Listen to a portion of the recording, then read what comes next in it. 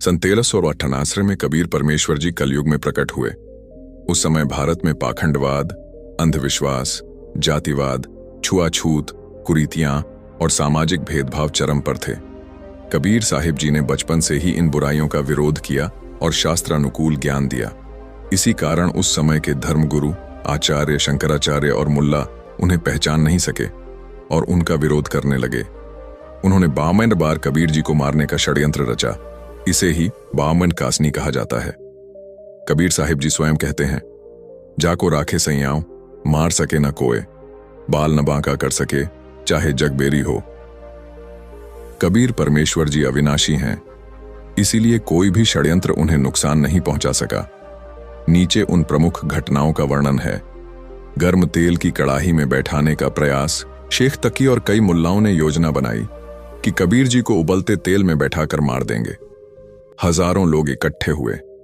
कबीर जी स्वयं कड़ाही में जाकर बैठ गए। तेल उबल रहा था, लेकिन कबीर जी ऐसे बैठे जैसे ठंडे पानी में हों। जांचने के लिए सिकंदर लोदी ने अपनी उंगली डाली। उंगली झलकर गिर गई। फिर भी कबीर जी को कुछ न हुआ। गहरी केन खाई में डालना। कबीर जी को 150 फीट गहरी केन में डालकर ऊपर से मिट्टी, कांटे और गोबर डालकर भर दिया। सोचा कि अब मर गए होंगे, लेकिन जब खोला तो कबीर जी अंदर आसन लगाकर बैठे थे। तलवार से काटने का प्रयास। रात में शेख तकी और गुंडे कबीर जी की कुटिया में घुस आए। उन पर बार बार तलवार से वार किए। तलवार शरीर से आर पार निकल जाती, लेकिन कबीर जी को कुछ न हुआ, क्योंकि उनका शरीर नूरी तत्व का था, 5 तत्वों से नहीं। गंगा नदी में डुबोना कबीर जी के हाथ पांव में बेड़ियां, गले में लोहे की टॉर्क डालकर गंगा नदी के बीच फेंक दिया। सभी हथकड़ियां और बेड़ियां अपने आप टूट गईं। कबीर जी जल पर सुखासन लगाकर बैठ गए। पत्थरों से बांधकर डुबोने का प्रयास। कहा गया कि कबीर जी जादू से तैर रहे हैं। फिर उन्हें पत्थरों से बांधकर गंगा में फेंका गया। पत्थर पानी में डूब गए, लेकिन कबीर जी फिर से जल पर बैठे रहे। पत्थर और तीर चलाना भीड़ को उकसाया गया कि कबीर जी पर पत्थर मारो। सैनिकों से तीर चलवाए गए, लेकिन कोई पत्थर या तीर कबीर जी तक पहुंचा ही नहीं। तोप से मारने की कोशिश, तोप से गोले दागे गए। कोई गोला कबीर जी को छू भी न सका। कोई गोला गंगा में गिरा, कोई किनारे पर जाकर गिरा। 15 घंटे तक यह अत्याचार चला, लेकिन कबीर जी सुरक्षित रहे।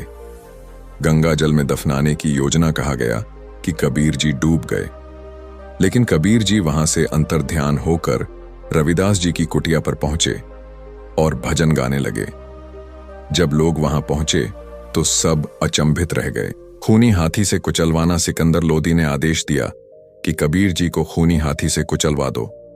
हाथी जैसे ही आगे बढ़ा, कबीर जी के स्थान पर उसे बब्बर शेर दिखाई दिया। हाथी डरकर भाग गया। राजा को कबीर जी का विराट रूप दिखा और वह कांप गया।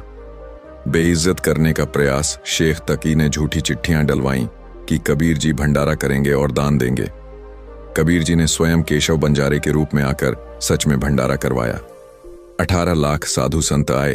3 दिन का भव्य मोहन भंडारा हुआ। इससे कबीर जी की महिमा और बढ़ गई। आगे की कासनियां इसी प्रकार कुल 52 बार अलग अलग षड्यंत्र रचे गए। कभी जहर दिया गया, कभी सांप छोड़े गए, कभी आग में डाला गया। हर बार कबीर जी सुरक्षित रहे।